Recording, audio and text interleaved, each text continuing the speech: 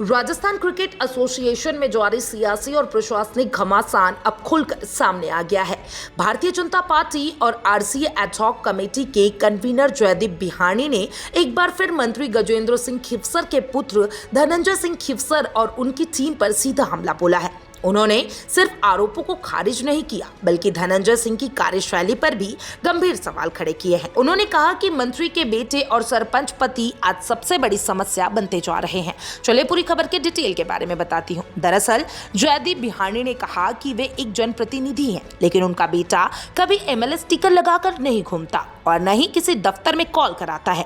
उन्होंने धनंजय सिंह पर तंज कसते हुए कहा कि मैंने तालिबान की तरह नहीं बल्कि उन्होंने पाकिस्तानी हुक्मरानों की तरह आरसीए में काम किया है। साथ ही उन्होंने ये भी दावा किया कि आरसीए की 35 सदस्य एजीएम में से 18 सदस्य उनके समर्थन में हैं और बहुमत अब उनके पास है। बिहानी ने कहा कि बीकानेर और पाली जिला संघ की मान्यता रद्द कर दी गई है और जोधपुर संघ को अब तक मान्यता नहीं मिली है। ऐसे में 7 जून से शुरू होने वाली कॉल्विन शील्ड्स के लिए आरसीए एडहॉक कमेटी खुद टीम गठित करेगी। उन्होंने स्पष्ट किया कि जिला संघों के भ्रष्टाचार की सजा खिलाड़ियों को नहीं दी जाएगी।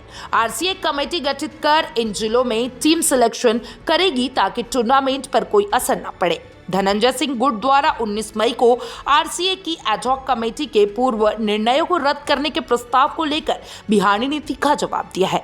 उन्होंने कहा यदि निर्णय रद्द करने की बात करें तो फिर बीसीसीआई द्वारा किए गए 57 करोड़ के अनुदान की राशि भी लौटानी होगी, क्योंकि वह राशि खिलाड़ियों, अंपायर्स और पेंशन जैसे मुद्दों पे खर्च की जा चुकी है।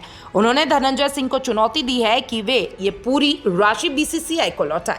बिहानी ने कहा कि एडहॉक कमेटी को केवल चुनाव करने के लिए नहीं बल्कि आरसीए एक्ट और स्पोर्ट्स एक्ट के तहत एक निर्वाचित समिति की तरह काम करने का अधिकार भी है। उन्होंने सवाल उठाया कि अगर धनंजय सिंह गुट को कमेटी के अधिकारों पर आपत्ति थी तो फिर पिछले 3 महीने में ही क्यों नहीं उठाए? जब कमेटी पूरे राज्य में क्रिकेट टूर्नामेंट आयोजित कर रही थी तब क्यों नहीं सवाल उठाए? पाली और बीकानेर संघ की मान्यता रद्द करने के बाद अब 18 आरसीए सदस्यों ने भी इस फैसले पर मुहर लगा दी है। बिहानी ने पाली संघ के खिलाफ जारी जांच को रोकने के आदेश को लेकर कहा कि यह अपने आप में पहली बार है कि जांच रोकने का आदेश दिया गया हो।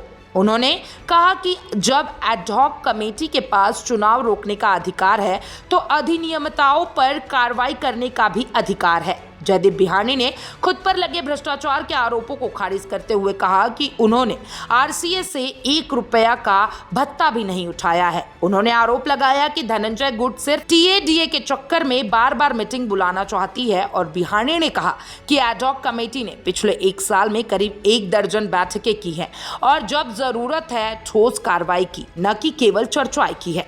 राजस्थान क्रिकेट एसोसिएशन में जारी ये घमासान सिर्फ क्रिकेट तक सीमित नहीं है बल्कि यह राजनीतिक दबाव, प्रशासनिक हस्तक्षेप और व्यक्तिगत प्रतिद्वंद्विता का बड़ा उदाहरण बनता जा रहा है। आने वाले दिनों में आरसीए की यह लड़ाई और तेज हो सकती है, खासकर जब क्विलिंग शील्ड जैसे बड़े टूर्नामेंट की तैयारी चल रही हो। सवाल यह है कि क्या यह खिलाड़ियों का हित इन टकरावों में सुरक्षित रह पाएगा या फिर यह लड़ाई राजस्थान क्रिकेट को और गहराई में धकेल देगी? आप क्या सोचते हैं इसके बारे में कमेंट बॉक्स में जरूर बताइएगा और तमाम ऐसे अपडेट्स के लिए चैनल 4 न्यूज़ राजस्थान के साथ बने रहे।